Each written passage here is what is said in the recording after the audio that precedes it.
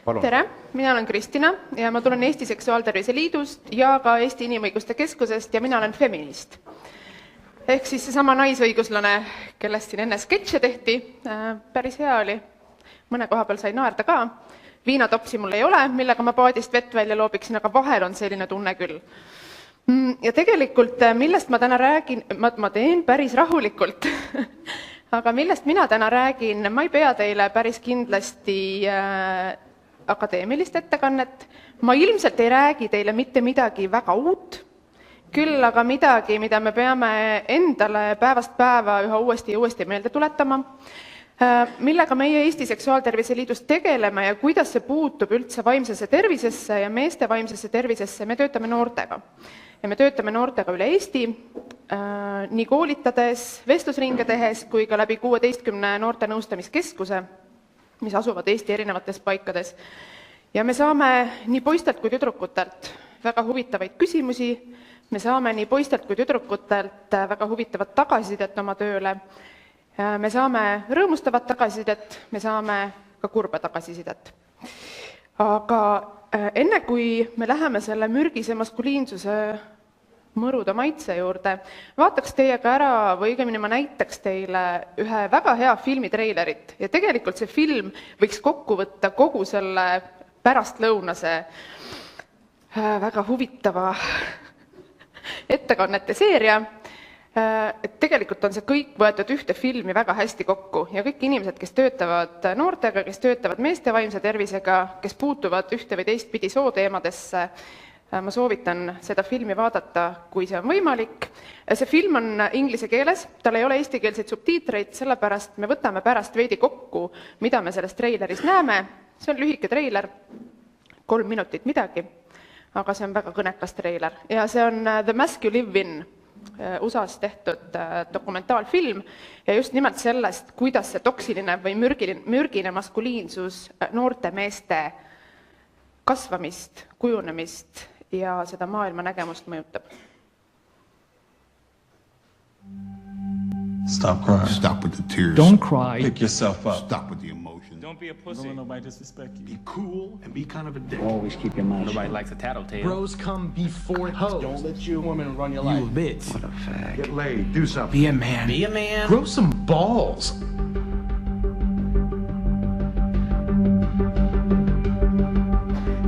The 3 most destructive words that every man receives when he's a boy is when he's told to be a man. We've constructed an idea of masculinity in the United States that doesn't give young boys a way to feel secure in their masculinity, so we make them go prove it all the time. Within their peer group culture, each of them is posturing based on how the other boys are posturing, and what they end up missing is what they each really want, which is just that closeness. In good times, guys are like really close to each other, but when things get a little bit worse, you're on your own. From middle school, I had 4 really close friends. Once I kind of went into high school, I struggle finding people I can talk to because I feel like I'm not supposed to get help. Our kids get up every morning. They have to prepare their mask for how they're going to walk to school. A lot of our students don't know how to take the mask off. What is it you don't let people see? Almost 90% of you have pain and anger on the back of that paper. If you never cry, then you have all these feelings stuffed up inside of you, and then you can't get them out. They really buy into a culture that doesn't value what we've feminized. If we're in a culture that doesn't value caring, doesn't value relationships, doesn't value empathy, you are going to have boys and girls, men and women go crazy. I had anger issues in high school. I felt like an outcast. I've been suspended at least once every year I was here. We would just look for trouble and just like try to fight. Boys are more likely to act out. They're more likely to become aggressive. Most people miss that as depression or see it as a conduct disorder or just a bad kid. I felt like just giving up on life. You know, I actually had suicide thoughts in my head at 6th grade. I felt alone for a long time, and I actually thought about killing myself.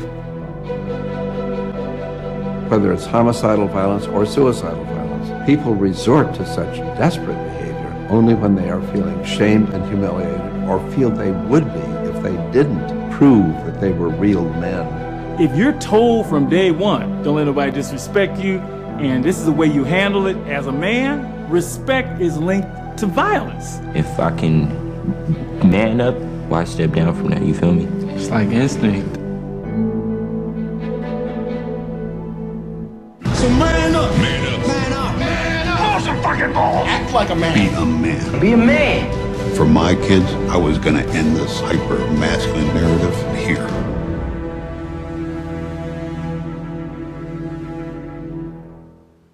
Aitäh.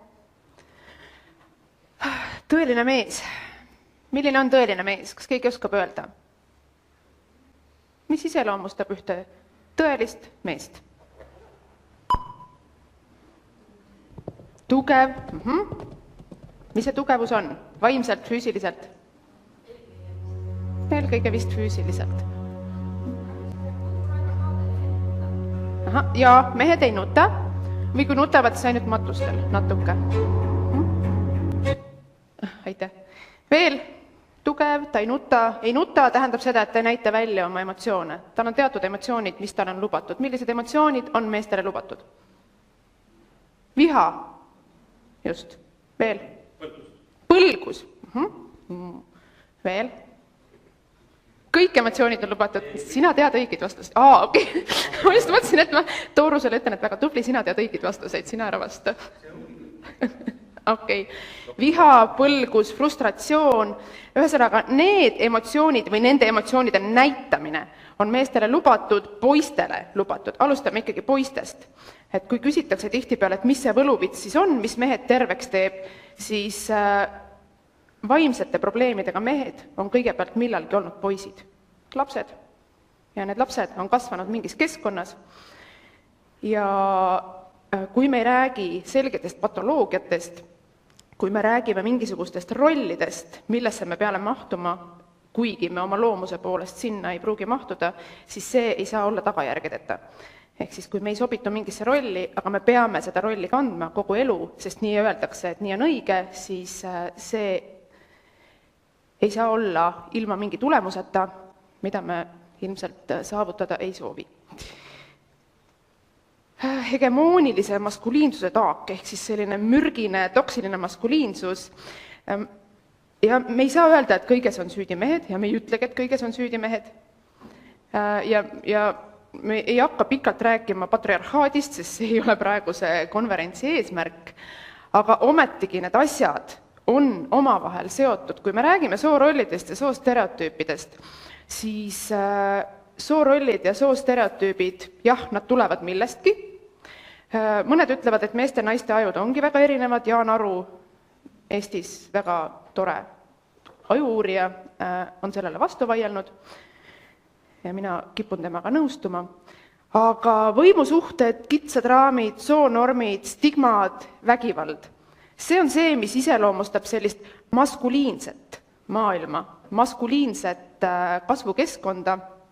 Ja miks ma siin jutu märgitan, et see, mida me nimetame maskuliinsuseks ja maskuliinseks ja see, mida me nimetame feminiinsuseks ja feminiinseks, see tegelikult ongi konstruktsioon. Ükskõik, kas kellelegi see meeldib või mitte, ükskõik, kas kellegi maailmapilt või kellegi maailmapilti see mahutub või mitte, kasvatus. Need normid on tegelikult palju suurema mõjuga kui see bioloogia, millega me sünnime. Ja mida meie noortega teeme, on see, et me käime neid koolitamas, jah, noored käivad ka noorte nõustamiskeskuses, aga suure seltskonnaga me näeme noori koolitustel, vestlusringides. Ja kui enne psühholoog Norrast rääkis sellest, milline on noorte kokkupuude pornograafiaga, siis ma räägin ühe väikese loo.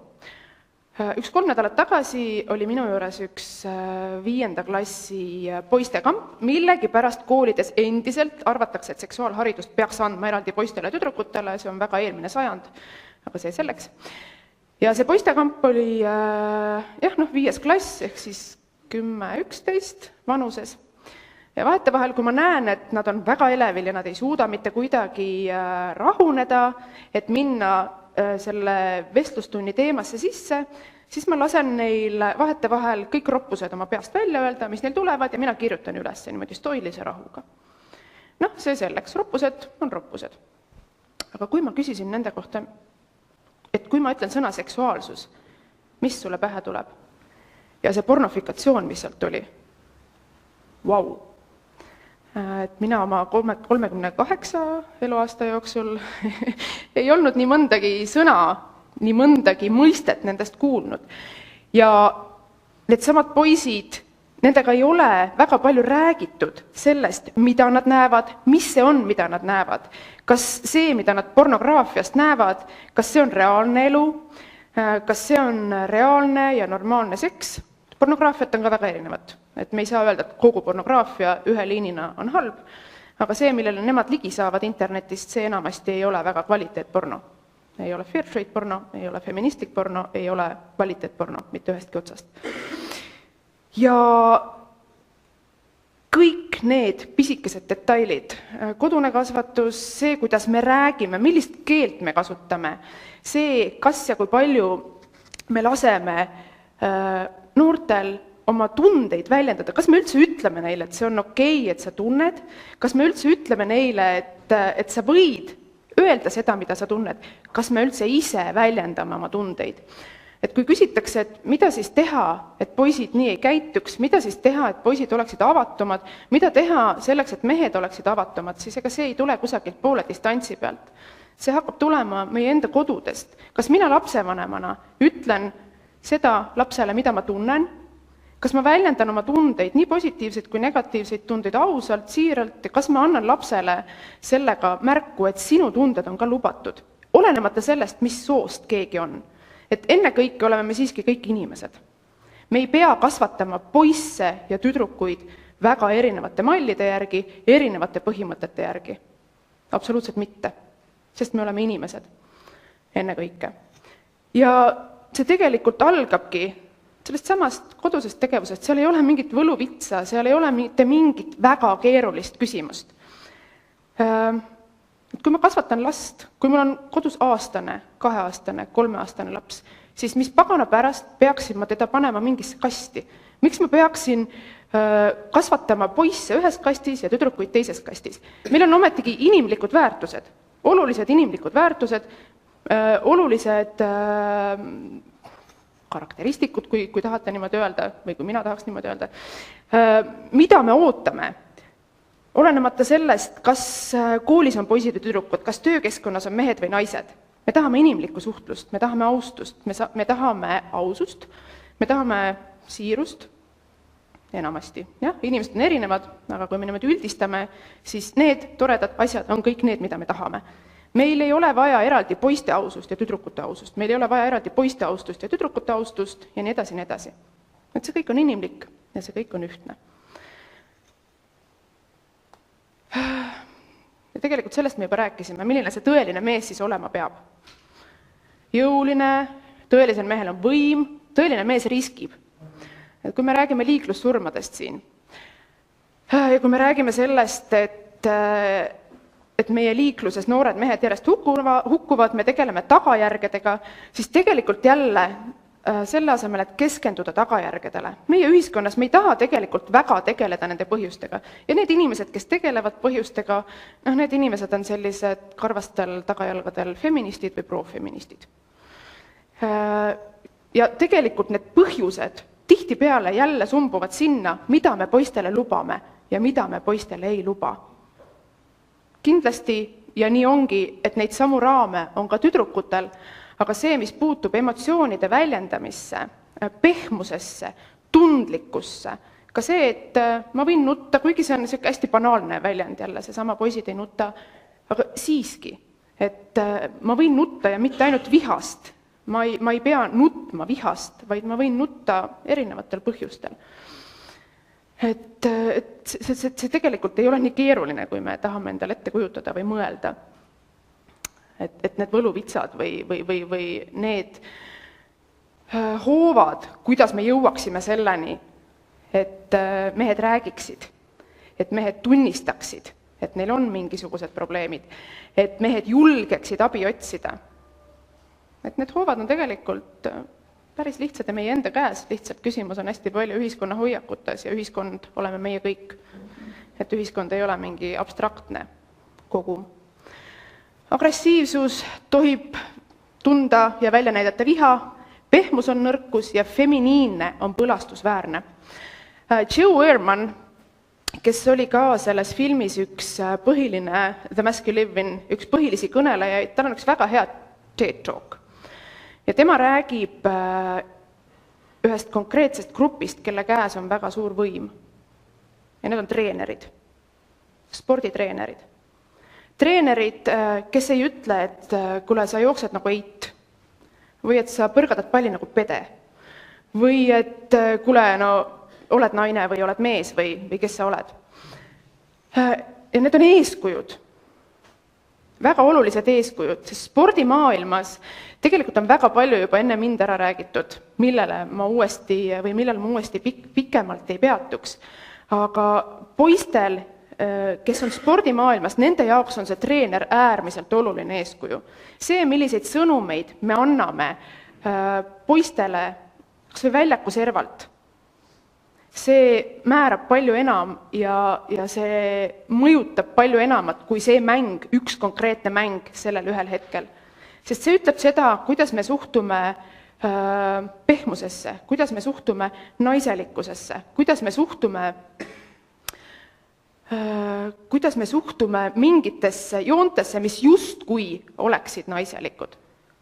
Ja kõik see kokku ütleb seda, kuidas me suhtume naistesse ja kui me räägime vägivallast ja seksuaalvägivallast ja sellest vägivallast, mis on suunatud naiste vastu, siis algeid me võime leida ka nendest samadest sõnumitest ja sellest, kuidas me räägime nendest joontest, mis justkui on naiselikud. Ja Joe Ehrman räägib väga palju ka sellist asjast nagu aleksitüümia. Ehk siis võimetus oma tundeid ära tunda ja sõnadega väljendada.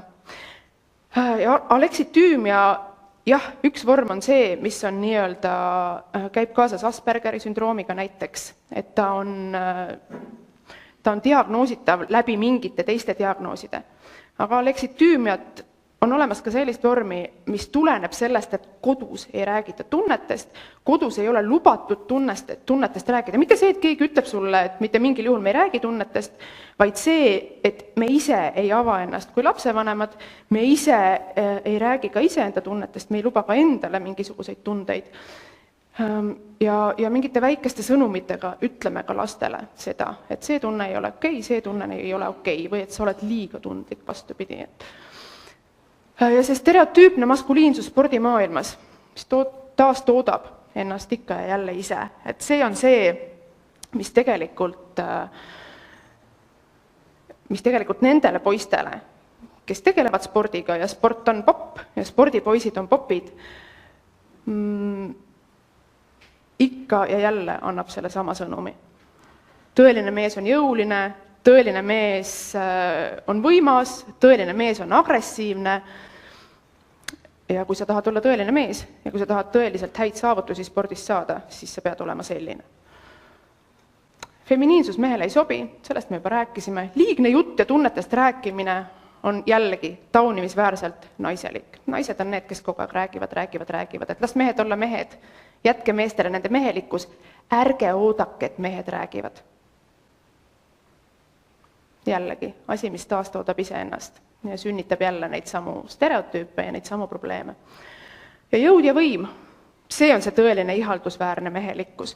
Ja kui me neid sõnu ja sõnumeid üha enam ja enam noortele ja lastele edasi anname, ja me teeme seda läbi meedia, läbi kooli, läbi hariduse, läbi trennide, läbi kõikide nende kontaktpunktide, millega lapsed ja noored kokku puutuvad, siis me jäämegi küsima endalt, et mida me siis nüüd teeme selle meeste vaimse tervisega. Et kuidas me nüüd siis saame mehed rääkima. Et enne seda, kui me ütleme, et kuulan meest, me peaksime ütlema seda, et mees, rääkimine on väga okei. Rääkimine on hea, rääkimine on õige. Aga enne kui lastest saavad mehed, on nad poisid. Ja ma arvan, et võti ongi selles ja küsimus ongi selles, kuidas me kasvatame oma lapsi, kuidas me kasvatame oma poisse, oma tüdrukuid, kuidas me kasvatame neid väikeseid inimesi. Ja mitte midagi ülikeerulist selles, kuidas jõuda oma tunnete tunnistamiseni, oma tunnetega kontaktis olemiseni ei ole. Aga samas kõik lihtne on päris keeruline. Ja muud tarka mul lisada siia ei ole. Aitäh!